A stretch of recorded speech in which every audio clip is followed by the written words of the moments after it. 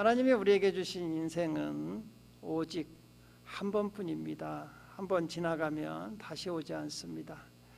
그래서 우리 인생을 연습이 없다 이렇게 이야기도 합니다.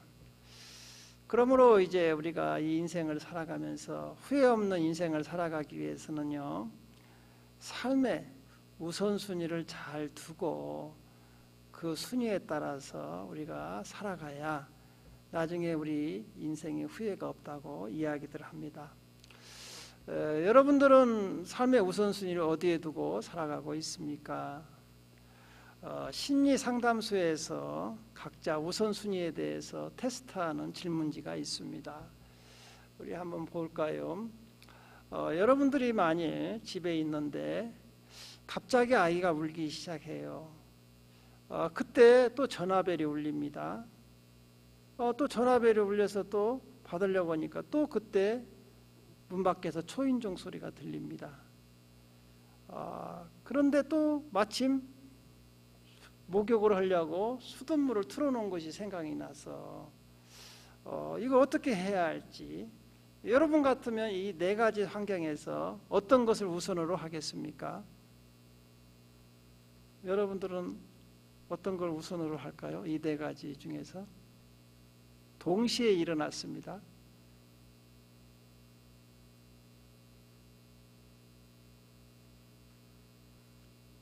고민되셔요?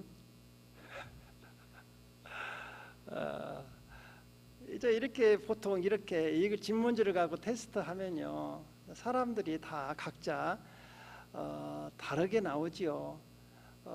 결과지를 보면은 여러분이 어떤 걸 선택하셨던 간에 결과지를 보면 이제 1번을 선택하시면 1번을 선택하신 사람들의 특징은 다음에 넘겨주세요.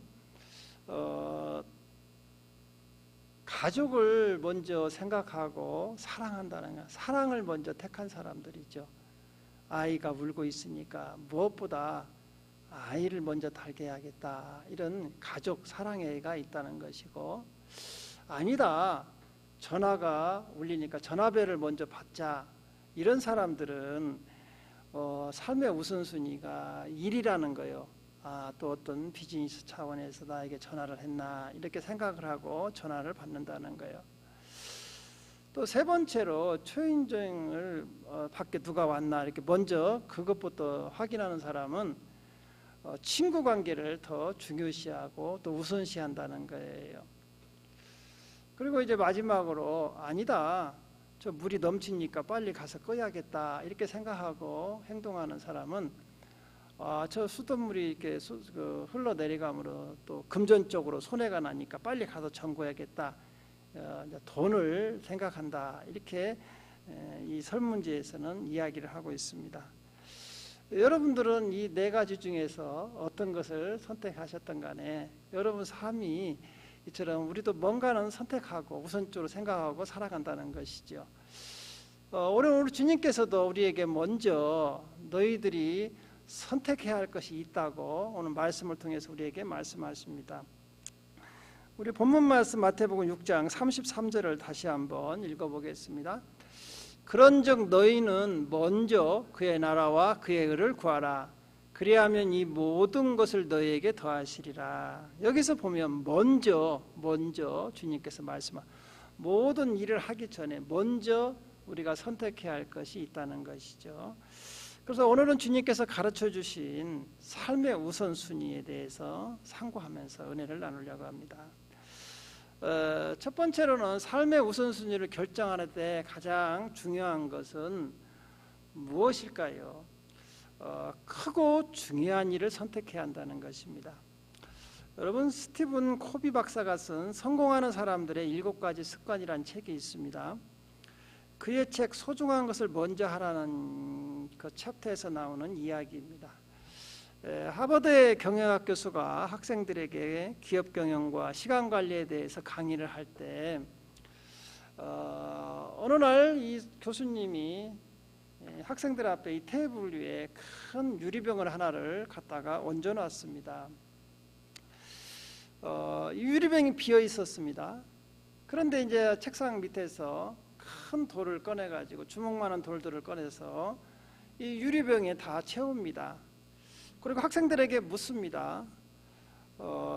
여러분 이 유리병이 가득 찼습니까? 그러니까 학생들이 네, 가득 다 찼습니다. 그러자 이 교수님이 다시 책상 밑에서 조그마한 돌들을 다 꺼내가지고 이 큰 돌 사이에 있는 사이다가 다 집어넣습니다. 그리고는 다시 학생들에게 묻습니다. 여러분 이 돌이 다 찼습니까? 글쎄요. 이제 또 학생들이 반응이 이상해졌습니다. 그래서 이 교수님이 다시 책상 밑에서 모래를 꺼내가지고 큰 돌과 작은 돌 사이에 그 공간에다가 모래를 다 집어넣고 흔들어가지고 꽉 채웠습니다. 그리고 나서 또 묻습니다. 여러분 이 유리병이 다 찼습니까?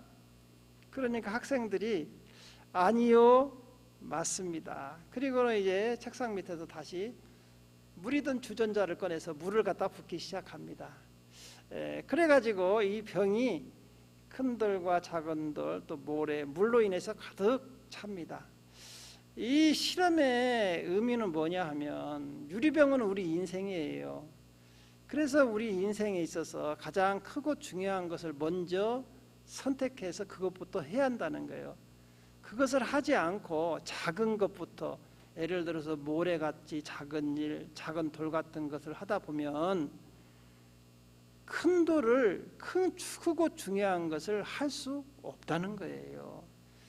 그래서 우리가 이 땅에 살아가면서 가장 삶의 우선순위를 둬야 할 게 뭐냐? 크고 중요한 것이 무엇이냐? 이것을 알고 그것부터 여러분이 시행해야 여러분 인생이 낭비가 안 되고 알차고 보람됐다는 겁니다. 여기에서 그러면 우리 인생의 가장 크고 중요한 일이 무엇일까요? 그것은 영적인 일이라는 거예요. 사람은 세 가지로 구분되어 있습니다. 영과 혼과 육으로 되어 있습니다. 우리 데살로니가서 5장 23절을 같이 읽어보겠습니다. 평강의 하나님이 친히 너희를 온전히 거룩하게 하시고 또 너희의 온 영과 혼과 몸이 우리 주 예수 그리스도께서 강림하실 때 흠없게 보존되기를 원하노라 그랬어요. 여기 보십시오. 우리 사람은 몸만 있는 게 아니고 혼, 마음도 있고 영도 있다는 것입니다. 이 세 가지 중에 가장 중요한 게 뭐냐 하면 영이라는 거예요. 왜냐하면 우리 몸은 흙으로 만들어졌고 이 흙 속에 하나님께서 생기를 불어넣어 영적인 존재로 만들었기 때문에 그래요. 창세기 2장 7절은 이렇게 말씀하십니다. 여호와 하나님이 땅의 흙으로 사람을 지으시고 생기를 그 코에 불어넣으시니 사람이 생명이 되니라. 동물하고는 다릅니다. 동물에는 영이 없어요. 그래서 이 사람은요 죽으면요 몸은 흙으로 만들어졌기 때문에 흙으로 돌아가지만 영은 없어지지 않고 다시 하나님께로 돌아간다. 이렇게 전도서 기자는 이야기를 합니다. 우리 전도서 12장 7절도 같이 읽어볼까요? 흙은 여전히 땅으로 돌아가고 영은 그것을 주신 하나님께로 돌아가기 전에 기억하라. 그랬습니다. 그러므로 우리 육신이 중요한 게 아니라는 거예요. 우리 흙으로 만든 이 육신은 영이 빠져나가 버리면 아무 쓸모가 없다는 것이죠. 그래서 사람이 죽으면요 몸은 흙으로 돌아가요. 그 영은 어디로 간다고요? 하늘로 간다는 것이죠. 그래서 육체는 썩어서 없어져 버린다는 것이죠. 그러나 영은 영원히 살아있다는 것이죠. 그래서 갈라디아서 6장 8절은 우리에게 이렇게 이야기합니다. 자기의 육체를 위하여 심는 자는 육체로부터 썩어질 것을 거두고 성령을 위하여 심는 자는 성령으로부터 영생을 거두리라. 그렇죠. 육신을 위해서 살아간 사람은 육신이 죽으면 다 끝나버려 없어져 버린다는 거예요. 그러나 영적인 걸 위해서 많이 심어놓은 사람은 영이 영원히 살아가니까 나중에 영생을 거둔다는 거예요. 예수님께서 누가복음 12장에 보면 어리석은 부자의 비유를 통해서도 말씀하십니다. 여러분 어느 날 이 부자가 있었는데 하루에 농사를 지니까 엄청난 소출이 많이 생겼어요. 그러니까 이 부자가 생각하기를 야, 이제 내 평생에 먹을 만큼 쌓아놨다. 그러니까 나는 이제 더 큰 창고를 지어서 이 재물이 있으니까 나는 이제 걱정이 없다. 나는 이 재물만 있으면 된다. 이렇게 생각을 했다는 거예요. 그런데 이제 하나님께서 보시기에 참 어리석다는 거예요. 그러면서 주님께서 이렇게 말씀하십니다. 우리 누가복음 12장 19절에서 21절 한번 같이 읽어볼까요? 또 내가 내 영혼에게 이르되 영혼아 여러 해 쓸 물건을 많이 쌓아두었으니 평안히 쉬고 먹고 마시고 즐거워하자 하리라 하되 하나님은 이르시되 어리석은 자여 오늘 밤에 내 영혼을 도로 찾으리니 그러면 내 준비한 것이 누구 것이 되겠느냐 하셨으니 자기를 위하여 재물을 쌓아두고 하나님께 대하여 부여하지 못한 자가 이와 같으니라. 그렇죠. 자기 육신에 먹고 입고 마실 것만 생각을 하고 그것만 쌓아놨던 사람이 영혼을 취해서 하나님이 걷어가 버리면 그 이 땅에 쌓아놓은 것이 누구 것이 되겠느냐. 그러면서 이 부자는요 영의 것을 투자를 안 한 거예요. 그러다가 결국은 망한 거지요. 그래서 성경은 우리에게 이렇게 이야기해요. 썩을 양식을 위해서 일하지 말고 영생을 위해서 일하라. 우리 요한복음 6장 27절도 같이 읽어보겠습니다. 썩을 양식을 위하여 일하지 말고 영생하도록 있는 양식을 위하여 하라. 이 양식은 인자가 너에게 주리니 인자는 아버지 하나님께서 인치신 자니라. 그래서 육신을 위해서 일하지 말고 영생을 위해서 무엇이 중요한가를 알고 살아가야 한다는 거예요. 그래서 그러면 영적인 일은 무엇이냐? 오늘 주님께서 말씀하셨습니다. 그의 나라와 의를 먼저 구하라. 우리 본문 말씀 마태복음 6장 33절을 다시 한번 읽어보겠습니다. 그런즉 너희는 먼저 그의 나라와 그의 의를 구하라. 그리하면 이 모든 것을 너희에게 더하시리라. 먼저 그의 나라와 의를 구하면 나머지 것들은 다 더하시겠다, 채워주겠다는 거예요. 그러면 그의 나라가 뭡니까? 그의 나라는요 하나님이 통치하는 나라예요. 하나님이 다스리는 나라를 그의 나라라고 해요. 우리 주님께서는요 우리가 가르쳐 주신 주기도문 있죠. 거기에서도 하나님 나라가 임하게 위해서 기도하라고 말씀하십니다. 우리 마태복음 6장 10절을 같이 읽어보겠습니다. 나라가 임하시오며 뜻이 하늘에서 이룬 것 같이 땅에서도 이루어지이다 그랬어요. 이처럼 하나님의 나라가 하나님의 통치가 이루어지면요 나머지 것은 걱정이 없다는 거예요. 여러분 오늘날 미국 대통령이 누구죠? 트럼프가 대통령이잖아요. 여러분 트럼프가 지금 나라를 대통령으로서 다스리는데 여러분 대통령이 누가 되느냐에 따라서 이처럼 나라가 경제적으로 또 안정적으로 사회적으로 이렇게 된단 말이죠. 마찬가지죠. 여러분 나에게 하나님이 내 자신을 누가 다스리느냐에 따라서 내 삶이 변화된다는 거예요. 하나님이 다스리면 하나님의 주신 평강과 축복이 임하지만 마귀가 내 삶을 다스리면요 여러분 모든 것이 다 빼앗기고 또 절망과 또 저주만 있는 거 아닙니까? 그래서 우리는요 하나님이 나를 다스리기를 위해서 기도해야 한다는 거예요. 하나님 나라가 내 자신과 내 자녀들, 내 가족, 우리 교회 또 이 나라에 하나님이 통치하는 나라가 이루어지길 위해서 기도해야 한다는 거예요. 그러면 이 모든 것이 더해진다는 것이죠. 우리 하나님은 온 만유의 주이시며 온 만물을 창조하신 분입니다. 역대상 우리 29장 11절에서 12절을 같이 읽어보겠습니다. 여호와여 유대하심과 권능과 영광과 승리와 위엄이 다 주께 속하여 싸우니 천지에 있는 것이 다 주의 것이로소이다. 여호와여 주권도 주께 속하였사오니 주는 높으사 만물의 머리이심이니이다. 부와 귀가 주께로 말미암고 또 주는 만물의 주제가 되사 손에 권세와 능력이 있사오니 모든 사람을 크게 하심과 강하게 하심이 주의 손에 있나이다. 여러분, 하나님이 이런 권능과 능력과 축복과 저주가 다 하나님 손에 있는데 그 하나님이 나를 다스리시면 우리 삶이 어떻게 되냐 이거죠. 부족함이 없다는 것이죠. 그래서 한나, 사무엘상에 보면 사무엘의 어머니 한나가 이렇게 기도했어요. 찬양했어요. 하나님은 인간의 생사화복을 주장하는 분이다. 우리 사무엘상 2장 6절에서 8절도 같이 읽어보겠습니다. 여호와는 죽이시기도 하시고 살리기도 하시며 스올에 내리기도 하시고 거기에서 올리기도 하시는도다. 여호와는 가난하게도 하시고 부하게도 하시며 낮추기도 하시고 높이기도 하시는도다. 가난한 자를 진토에서 일으키시며 빈궁한 자를 거름더미 위에서 올리사 귀족들과 함께 앉게 하시며 영광의 자리를 차지하게 하시는도다. 땅의 기둥들은 여호와의 것이라 여호와께서 세계를 그들 것들 위에 세우셨도다. 여기서 보십시오. 인간의 생사화복이 누구 손에 달려있느냐? 하나님의 손에 달려. 죽고 사는 것이 하나님 손에 달려있다는 거예요.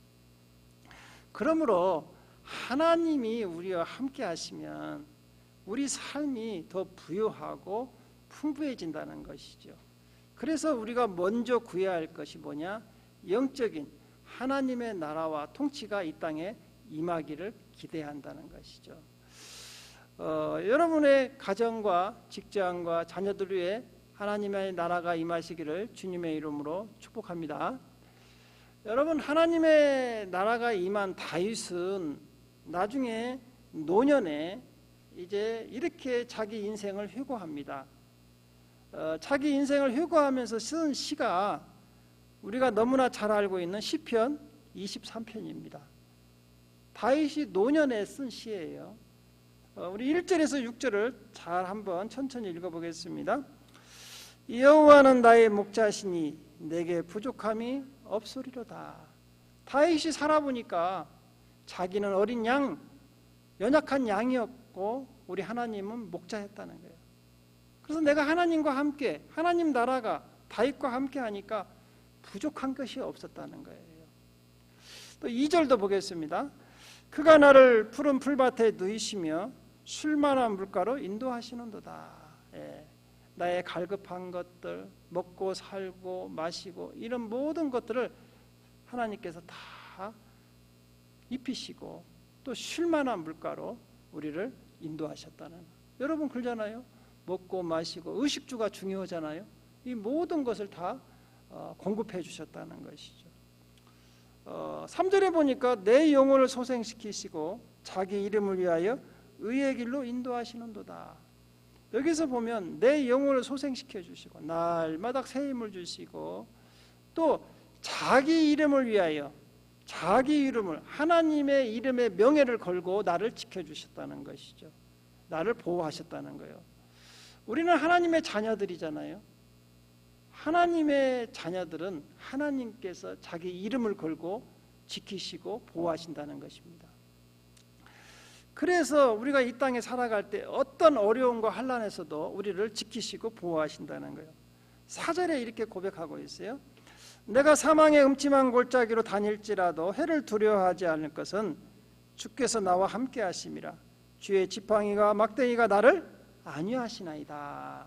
주의 지팡이와 막대기가 지금도 나를 보호하시고 지켜주신다는 것이죠. 안전하게.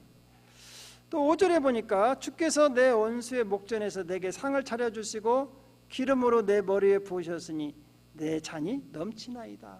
하나님이 부으신 축복이 차고 넘친다는 거예요. 차고 넘치는 거예요. 항상 넉넉하게 채워주신다는 것이죠. 그래서 다윗이 또 이렇게 6절에 보면 고백합니다. 내 평생의 선하심과 인자하심이 반드시 나를 따르니 하나님은 절대 우리를 버리지 않는다는 것이죠. 끝까지 함께 한다는 것이죠. 내가 여호와의 집에 영원히 살리로다. 하나님의 나라에 들어갈 때까지 우리를 인도하시고 보호하시는 분이 누구다? 하나님이시라는 것입니다. 이처럼 하나님 나라가 우리 안에 임하면요, 우리 삶에 아주 형통한 사람이 됩니다. 그래서 요한3서 1장 2절은 우리에게 이렇게 말씀하십니다. 사랑하는 자여, 내 영혼이 잘됨 같이 네가 범사에 잘되고 강건하기를 내가 간구하느냐. 여기서 순서가 있지 않습니까? 순서가 있어요. 내 영혼이 잘됨 같이 먼저 우리 영혼에 하나님 나라가 임해야 한다는 것이죠. 그러면 여러분이 하는 일마다 범사가 잘 된다는 거예요. 매사에 모든 것이 형통한다는 거예요. 살다 보면 어려움이 있죠. 그러나 하나님께서 피할 길을 열어주시고 또 감당할 수 있는 능력을 주신다는 거예요. 그래서 우리 삶이 어때요? 윤택하고 차고 넘치게 부어주신다는 것입니다. 사랑하는 성도 여러분, 우리는 먼저 예수님의 말씀대로 그의 나라와 의를 구하시기를 바랍니다. 그리하여 여러분 삶에 또 범사가 잘 되고 날마다 형통한 삶이 되시기를 주님의 이름으로 축원드립니다. 기도하겠습니다.